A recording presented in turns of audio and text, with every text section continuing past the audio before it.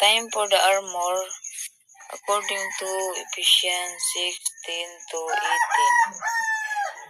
Put on the whole armor of God. 2. Protection laban sa spiritual attacks. 3. Belt of truth. 4. Breastplate of righteousness. 5. Shoes of peace. 6. Shields of faith.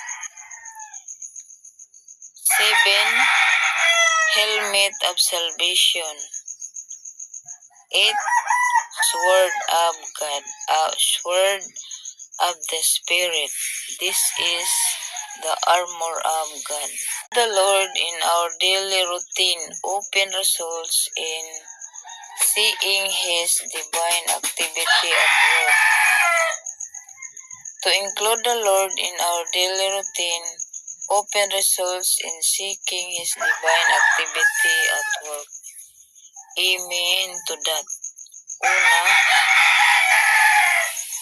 kapag isinama natin ang Diyos sa daily routine, makikita natin ang Kanyang presence at gawa.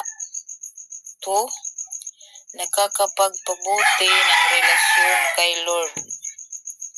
3. Nakakapagbigay ng peace at guidance. Faith in action. Jesus explained Himself.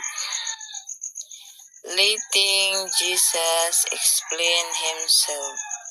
Yes, una, hayaan natin si Jesus na magpaliwanag. 2. Makakaintindi tayo ng Kanyang salita. 3. Makalapit tayo sa Kanya. Jesus explained.